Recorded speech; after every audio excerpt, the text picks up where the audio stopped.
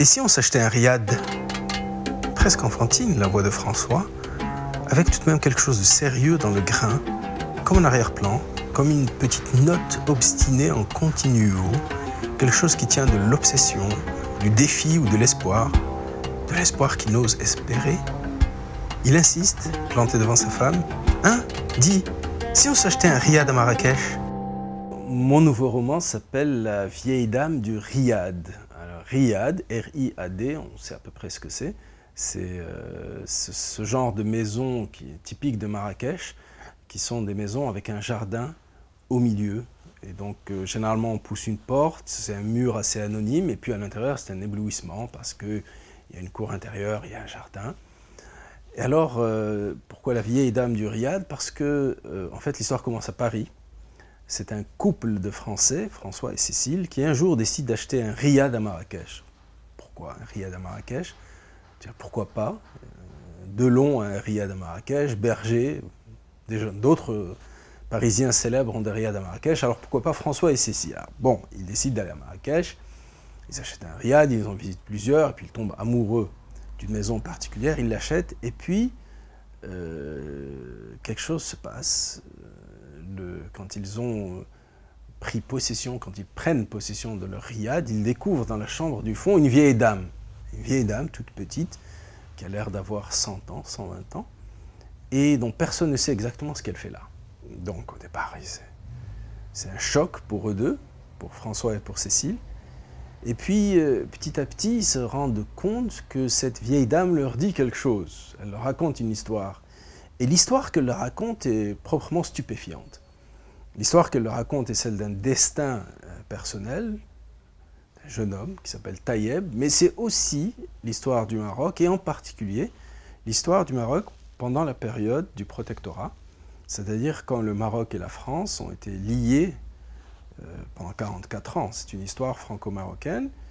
Il y a aussi la guerre du Rif, qui est aujourd'hui mal connue, mais qui a été un moment extraordinaire de l'histoire du Maroc, qui a eu beaucoup d'impact d'ailleurs sur la France. Bref, cette vieille dame du riad leur raconte une histoire. Et en même temps, ils n'arrivent pas à comprendre ce qu'elle fait là. Il y a forcément un mystère. C'est aussi une espèce de roman policier. Alors, évidemment, puisque c'est un roman policier, je ne raconterai pas la fin.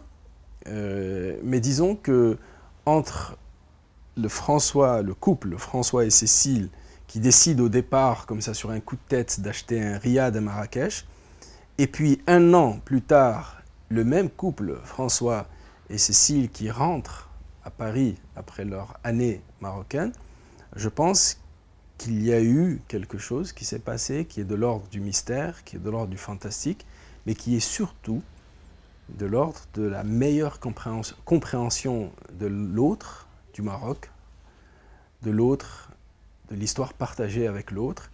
Je pense qu'ils se sont enrichis d'une façon, intérieurement, ils se sont enrichis d'une façon extraordinaire, mais le mystère subsiste. Qui est la vieille dame du riad? Alors qu'il était sur la terrasse, penché sur un petit arbuste en pot dont il essayait de jauger la robustesse en lui donnant de petites tapes, François entendit un grand cri qui venait de la pièce du fond. C'était la voix de Cécile. Il redressa sa grande carcasse et se jeta dans l'escalier qu'il dévala en quelques secondes, fonçant en direction de la pièce. Sa femme en sortait à reculons, les yeux écarquillés, la bouche ouverte. Il la prit par le bras. « Qu'est-ce qui se passe? Qu'est-ce qu'il y a ?» Elle pointa un doigt vers la pièce. « Là, là. Quoi? Il y a un intrus? Il est armé? Une vieille femme? Qu'est-ce qu'elle fout là? Comment veux-tu que je le sache? » François entra dans la pièce, les poings serrés, les bras légèrement écartés, prêt à se défendre s'il était attaqué. Il balaya du regard toute la pièce, plissant les yeux pour mieux voir dans la semi-pénombre. Sur sa gauche, il finit par distinguer sur une banquette une forme rabougrie. Il s'approcha avec précaution, pas de doute, c'était une très vieille femme, à la peau noire, tellement noire qu'elle semblait émettre des reflets bleutés. François s'éclaircit la voix. « Pardon, madame !» J'ai eu l'idée d'écrire ce livre après une visite à Marrakech. Et c'était il y a plusieurs années. J'ai rencontré le consul de France, le consul général de France à Marrakech. J'ai rencontré pas mal de Français qui habitaient à Marrakech. Et je me suis aperçu que certains, je ne dirais pas tous, hein, certains ne voyaient peut-être pas la dimension millénaire, historique, humaine du pays où ils venaient s'installer, avec beaucoup de sympathie comme ça pour les gens, mais qui me semblait une sympathie un peu superficielle. Hein. Et je me suis dit, eh bien, je vais pas me venger, mais d'une certaine façon, je vais prendre un couple de Français qui sont d'ailleurs extrêmement sympathiques, et je vais les mettre dans ce bain à Marrakech, mais je vais les plonger dans une histoire qui les dépasse et qui les oblige eux-mêmes à se dépasser. Et voilà comment m'est venue l'idée, enfin, disons que c'était la motivation. Maintenant, le thème lui-même, il m'est arrivé comme ça de façon assez mystérieuse, c'est-à-dire au moment où je me disais comment je vais raconter ces histoires, ce couple de Français, où je les oblige à sortir de leur coquille de Français pour devenir autre chose, avoir une autre dimension. J'ai dit, ben, je vais mettre une espèce de fantôme dans cette maison et je vais les obliger à se confronter finalement avec ce fantôme-là.